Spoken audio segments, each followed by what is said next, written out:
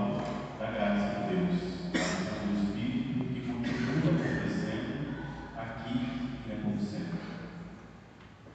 Eu agradeço muito o convite, porque eu nunca fui de grupo de oração, nunca participei de grupo de oração no meu caminhar cristão, vamos dizer assim. Em Campos Gerais, eu fiz parte de grupo de oração, apesar da aprovação, graças a Deus, ser muito forte lá para participar. E antes de entrar no seminário, existia uma certa resistência da minha parte. Eu não me identificava com o jeito, com o estilo, não quero. Mas eu lembro que no primeiro ano do seminário, quando eu fui participar do Pentecostes diocesano, nós somos chamados a ajudar, a participar do encontro nas Três Corações, foi uma experiência muito forte na minha vida. E aí eu lembrava na época do cântico de Balaão, quando ele, no alto da tenda, no alto do monte, havia aquelas tendas todas esparramadas, e ele cantava e dizia: como que eu posso amaldiçoar Israel, se a beleza de Javé está aqui? E aí ele canta, né, como são belas as suas tendas, Israel. E aquilo me marcou muito, porque lá eu me senti igreja, no Pentecostes diocesano, me senti igreja da campanha, da diocese, mas muito vivo. E a partir dali até ajudei a Marisa, no Pentecostes, a organizar. Eu lembro uma vez que a correria sobe e desce lá no estádio, eu entrei na sala de intercessão, o pessoal estava pensando fervoroso ali, e uns meninos assustados. Estavam comigo, primeira vez deles. Eu falei: não, deixa, quer saber, eles estão pensando, vambora, segue. Então, eu entendi que na vida da universidade nossa, cada um tem a sua especialidade, o seu dom, aquilo que pode oferecer à igreja. E eu, mesmo não tendo essa espiritualidade tão profunda da renovação carismática, eu me coloco a serviço. Então, já fui em grupo de oração, já participei, já preguei, já fui à toa, porque eu sentei para participar, para rezar junto. Então, me coloco também de novo à disposição das próximas vezes, para dar um tempinho, né? Então, não vai ficar muito chato toda semana, só eu, né? Vai mudando de pregador, mas outras vezes, graças a Deus, vou ficar muito tempo com vocês, se Deus quiser, a gente pode voltar algumas vezes. E a vocação é isso, é o que nós queremos conversar hoje. A vocação é a gente perceber que Deus vai chamando, vai pedindo para a gente florir e fazer acontecer nos diversos meios onde a gente não se espera. Então, por isso, a gente já quer ler o Evangelho do Zé Augusto essa noite, tirado do Evangelho de Lucas, capítulo 5, versículo 27 a 32.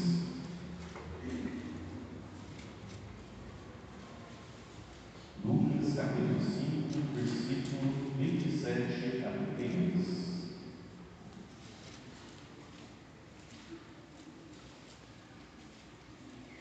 Depois disso, Jesus saiu e viu um publicano chamado Levi, sentado na coletoria de impostos, e disse: segue.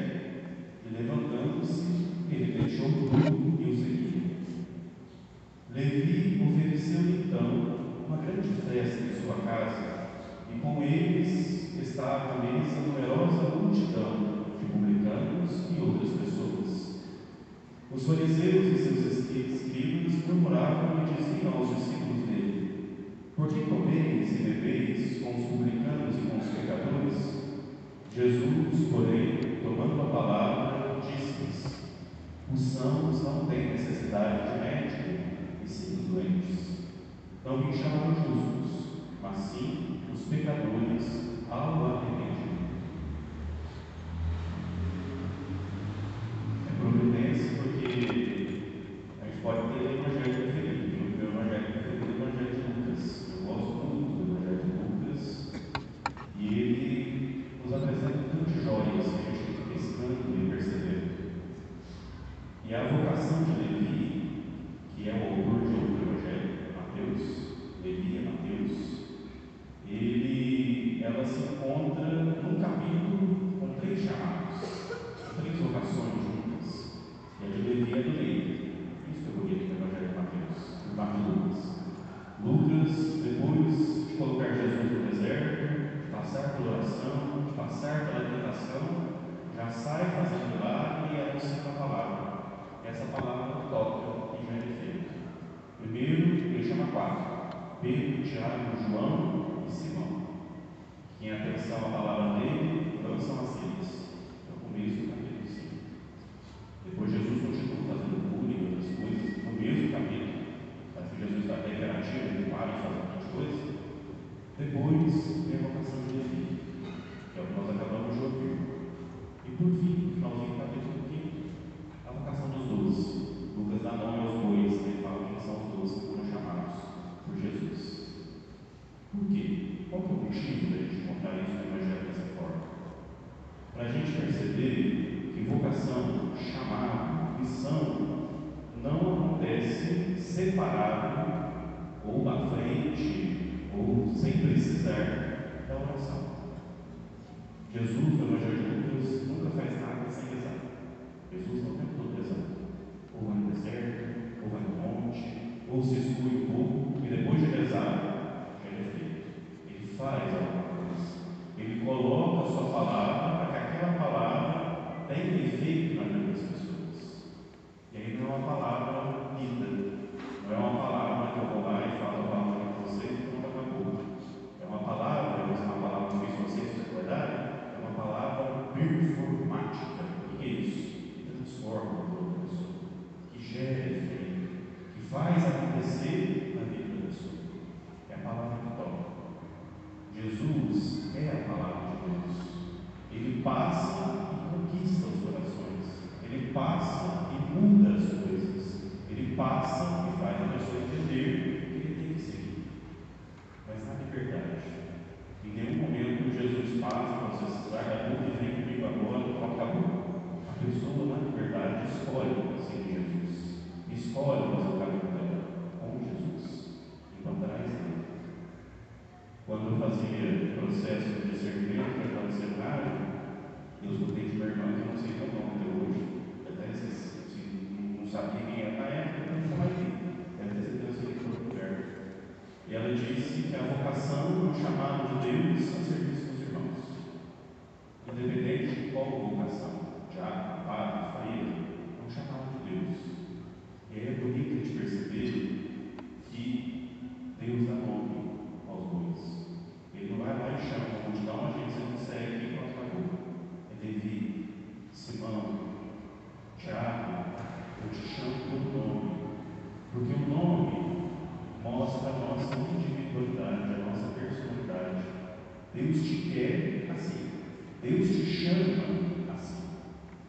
Deus escolheu você desse jeito. A gente escuta muitas vezes discurso de pastoral, de igreja, dizendo assim: ninguém é substituível, imagina, vamos continuar, deixa a pessoa ir embora. Isso é mentira. Se eu sair, quando eu for embora de dentro do céu, a palavra vai continuar, graças a Deus. Mas ninguém nunca vai fazer do jeito que eu fazia. Porque o Yuri, o diabo, ele faz dessa forma. Deus me chamou com os meus dons e com os meus defeitos. Desse jeito. Deus te chamou e te escolheu para estar aqui hoje, para ajudar na sua comunidade, para ajudar na paróquia, para servir na sua casa do jeito certo. Ele te conhece pelo nome, ele te chamou pelo nome. E apesar dele, e é legal de pensar nisso, apesar dos pecados, apesar dos defeitos, apesar de tudo que a gente não consegue viver, ele te chamou de Deus. Ele te quer, sempre vai te querer com ele. Porque diferente do chamado de 12, e diferente do chamado de Simão, de Pedro, o chamado de Levi mostra para a gente conversão. Levi se converteu. Levi mudou a sua vida totalmente para seguir Jesus. E aí dá esperança para a gente de perceber que a gente pode, que a gente consegue caminhar e estar com ele. Eu gosto de ter escutado, que participou de alguma coisa comigo. Sempre sai de Santa Teresa, amados. Eu lembro muito, eu gosto demais de Santa Teresa de Jesus. E aí no livro da vida, no capítulo 9, ela vai falar que gostava muito de ler a vida dos santos pecadores. Ela lia Santo Agostinho, lia Santa Catarina, que pintou e bordou durante a vida e depois converteu. Porque dava esperança para ela. E aí ela fala assim: olhando o amor com que ele me amava, eu me reanimava. Porque de sua misericórdia eu jamais duvidei. Eu acho que essa ideia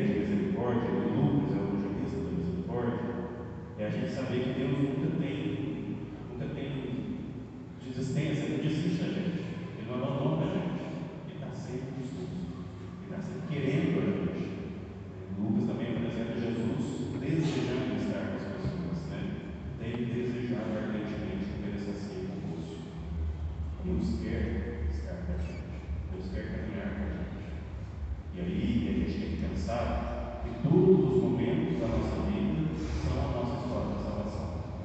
Até o momento que às vezes a gente tem vergonha, até o momento que às vezes a gente está sentado na conta de impostos, ali oprimindo as pessoas, ali explorando, pegando dinheiro, atrapalhando a vida das pessoas, ali é a história da salvação. Porque Jesus não chama Levi na sinagoga, Jesus não chama Levi na casa dele, Jesus chama Levi na coletoria de impostos, Jesus chama Levi no pecado.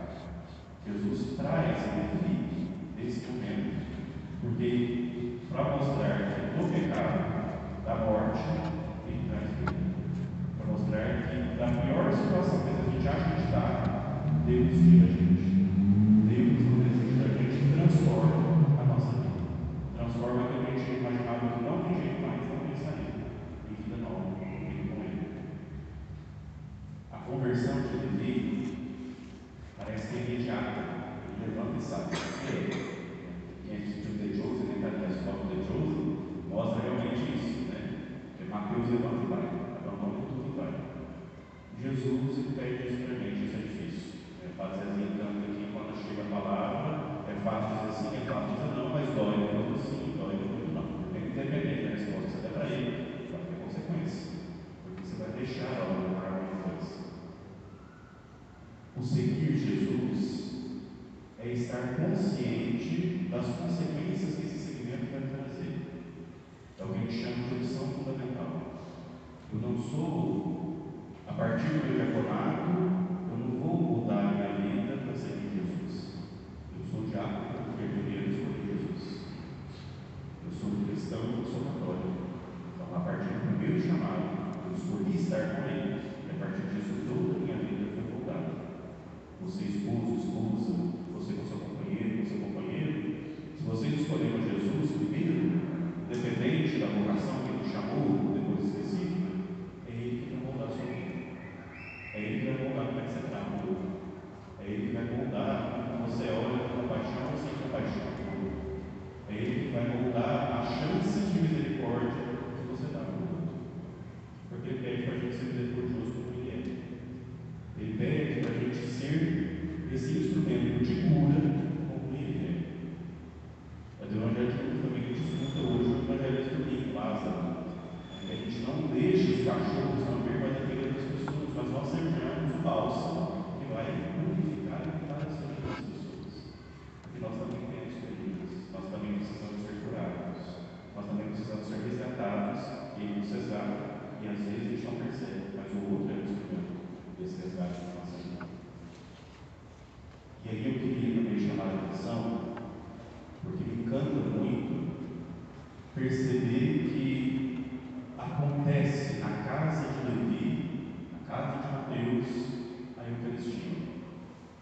Às vezes a gente fica tão apegado à Santa Ceia, ao momento da instituição da Eucaristia, ao momento da cruz, porque a missa também é sacrifício, não mais correndo, né, mas também é sacrifício. E às vezes a gente esquece que toda a vida de Jesus aponta para a Eucaristia. O banquete de Jesus com os pecadores é a Eucaristia. A vida pública de Jesus é a Eucaristia. Ele se senta à mesa com os publicanos. Ele se senta à mesa com as piores pessoas daquela época para fazer Eucaristia. E aí a gente entende o Papa Francisco dizendo que a Eucaristia é para ele, é remédio, é para curar o nosso coração, é para nos alimentar. E a igreja vai ensinar na sua sabedoria que a liturgia é fonte e ápice. Quer dizer, é onde eu vou me alimentar, é onde eu vou fazer um trampolim para eu sair da minha missão. É onde eu vou conseguir seguir. O banquete na casa de Levi mostra para a gente que a gente não pode ter essa opção de pessoas. Mostra para a gente que a gente não pode escolher quem pode e não pode estar sentado comigo no banco da igreja. Que eu não posso escolher quem é merecedor ou não merecedor da graça. Porque a graça é gratuita, ela vem para todos. Quer a gente queira ou não, quer a gente ache merecedor ou não. Mas não é a gente que ouve, é Deus. E Deus quer a tua graça para todos. Não é banalizar a graça, não é banalizar a salvação. Deus salvou para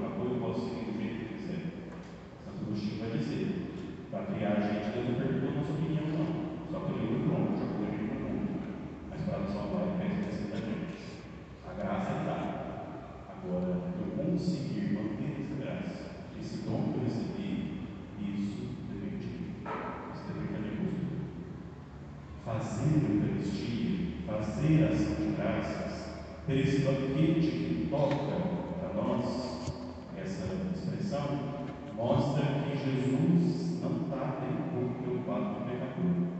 Quer dizer, ele está deixando o pecador de lado, não estou nem o pecador para mim importa os santos. O pecador não é problema para Jesus. O importante é cumprir a barreira que impede o pecador de chegar.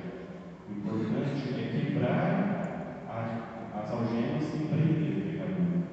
Não afastar, não tirar a pessoa, não excluir a pessoa. E se a minha religião, se a minha vivência de fé, se o meu grupo de oração faz com que eu olhe duro para o lado, então eu não estou vivendo bem a minha dimensão de fé. Eu não estou buscando viver como Cristo viveu.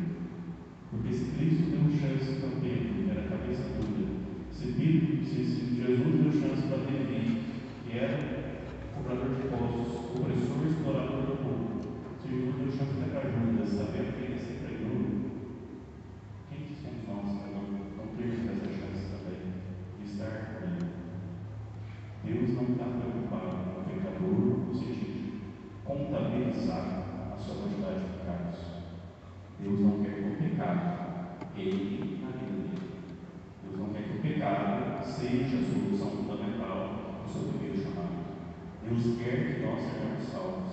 E é por isso que a gente precisa quebrar a barreira desse pecado. Quem foi à missão ontem hoje escutou o salmo muito bonito.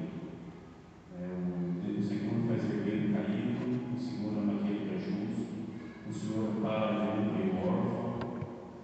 Só que Deus não faz isso com passo de mágica. Não podia fazer, Deus até faz, a gente tem percebido que Deus faz coisas que a gente nossa senhora, não precisava da gente, mas não. Só que ele tem que a gente ser esse instrumento de levantar a pessoa, de amparar, de ser conforto, de ser esperança. Porque ele, encarnado na época, passou e chamou o Levi.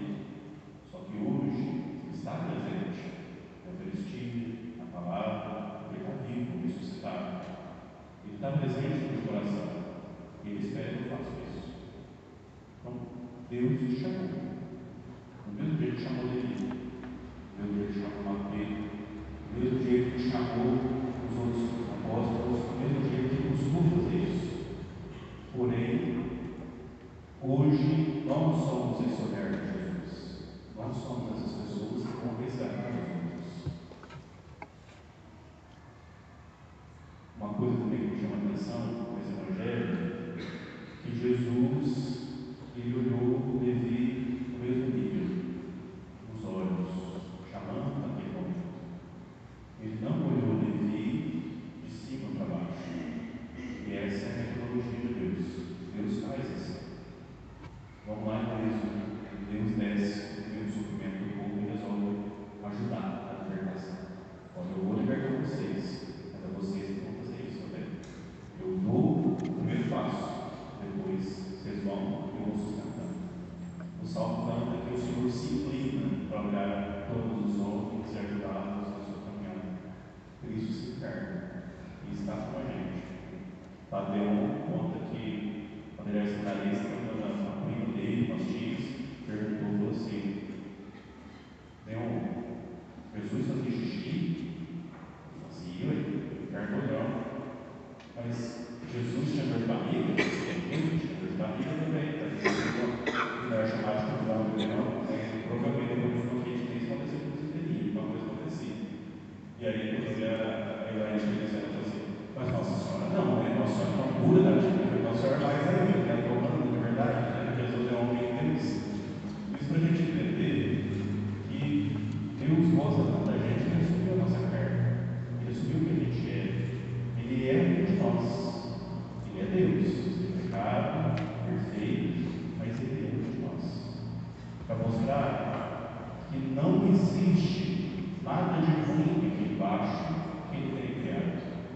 O que faz as coisas serem ruins, o que faz as coisas desencaminharem, é o pecado. É a nossa não opção por ele. É não seguir o que ele pede para nós. É não estar com ele. E aí a gente volta lá no começo. Deus chamou. Vocação é isso. Vocare, chamado. Deus chamou para que a gente faça isso também. Para que a gente ajude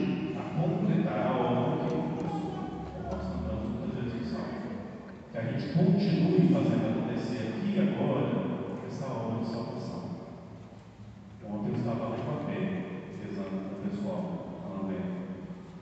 E aí é bonito a gente perceber que essa obra continua. Francisco foi chamado de um segundo Cristo.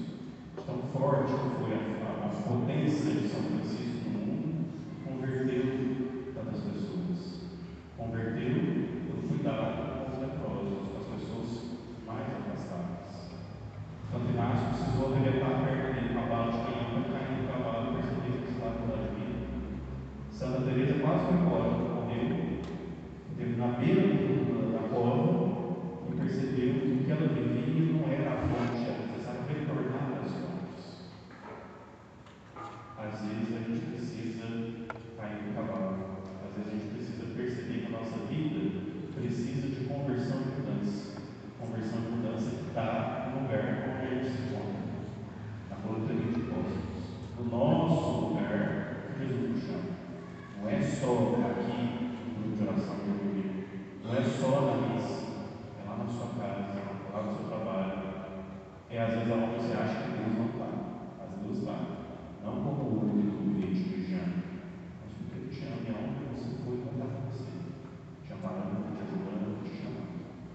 Isso é vocação, é fazer com que esse chamado que eu recebi continue ressoando todos os dias, igual o sino aqui, quem não está comigo depois, eu vou soltar comigo que é mais vez.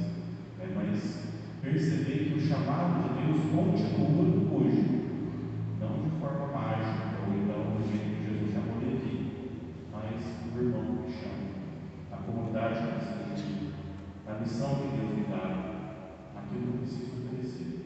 Deus quer que a gente seja instrumento. Deus te ama e te chama desse jeito. Te pede conversão, te pede mudança. Mas Deus tem paciência.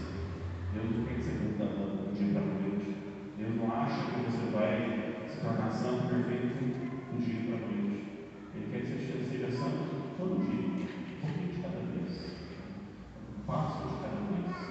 Tem uma música do Divertido, do irmão Sordo, São Francisco, que eu estou lembrando, fala assim: dia após dia, pedra sobre pedra, construa o seu segredo devagar. Dia após dia, você cresce também e você conhecerá o céu. Não tem que ter pressa. A gente está em estado de caminhada e ele sempre à frente. Ele fala segue, é seguir ele, mas em estado de caminhada. Não parar não, a gente tem que continuar. De vez em quando a gente para um pouquinho para respirar, para fôlego, recuperar a queda do cavalo, mas depois a gente continua. Isso tudo acontece porque o Espírito continua agindo e chamando a gente. Nós começamos esse encontro falando da presença e da força do Espírito para conduzir, para levar tudo, todas essas palavras, como a gente vai estar fazendo aqui. O Espírito, ele é engraçado, ele sobe um monte como que então a gente não consegue entender.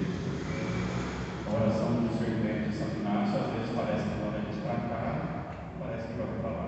Eu gosto muito de Thomas Merton, que não é santo canonizado, mas é um homem da contemporaneidade do século XX, que escreveu um livro sobre espiritualidade. Ele era monge e saía do mundo anunciando a palavra de Deus, inclusive até com os budistas, com outras pessoas. E aí tem um texto muito bonito que eu acho legal, né? Ele falou assim: o Senhor coloca em mim o desejo de ir para o deserto, igual os padres, os monges do deserto. O Senhor coloca no meu coração o desejo de ser santo, como santos foram.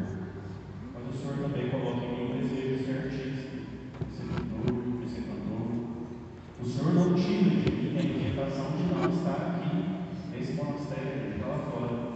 Aí, no meio da parada, eu coloco: sabe que o Senhor deve me matar? O Senhor está deixando doido? Né? Porque a nossa inquietação vocacional, não é só para jovens, não, é comigo. Deus manda a gente ser santo, Deus manda a gente ser bom, Deus manda a gente estar com Ele. Mas aqui dentro continua inquieto. Ele te tem que essa inquietude é desejo. Desejo de estar com Ele, desejo de se realizar e se realizar com Ele. Esse caminho de vez em quando se perde.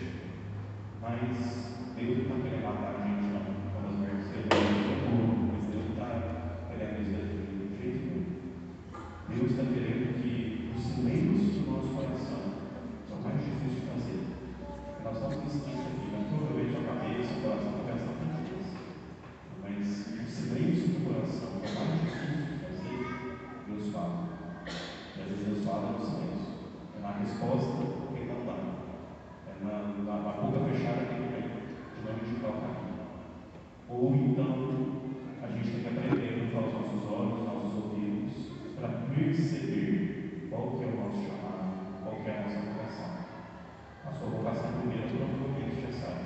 Você está aqui. Você é cristão. Deus te chamou para estar aqui. Às vezes até você já sabe melhor ainda. Você já é casado, você já é mãe, você já é pai. Você já sabe melhor ainda a sua vocação. Mas a vocação é linda. E às vezes a gente precisa atualizar. A gente precisa perceber para que Deus nos chama hoje. E isso só pela inspiração do Espírito. Só o Espírito pode ajudar a gente a afinar o que eu quero e o que Deus quer. Qual é a vontade de Deus e qual é a minha vontade? Para que as duas sejam uma coisa só. Para que eu não entre na posição que Deus quer. E aí, perceber que a voz do Espírito, a voz de Deus, ressoa também, principalmente, quem está do meu lado, do irmão do irmão. Não é na voz do diabo do sol, não é na voz do padre, é na voz de quem está do meu lado, do irmão e da irmã. Que às vezes eu não chamo de banquete, que às vezes eu não quero participar do banquete, que às vezes eu acho que não é digno de participar do banquete quando eu sou. E aí, na verdade, eu sou, tem que ser o último aqui, se eu penso assim. Porque é mais digno aquele que se sente digno, aquele que reconhece a sua pequenez, aquele que se reconhece merecedor da graça e alcançado por ela, transformado por ela, como Levi foi transformado, como santos foram transformados, como nós fomos transformados, estamos aqui hoje, dando testemunho dessa graça que passou, inquietou e me colocou aqui. Deus vai continuar te chamando, Deus vai continuar te querendo, e esse querer é partir da força do Espírito. Por isso nós queremos pedir, suplicar ao Espírito agora, que nos ajude a conciliar esse coração, nos ajude a estar atento ao chamado de Deus e principalmente a abrir o nosso coração para receber a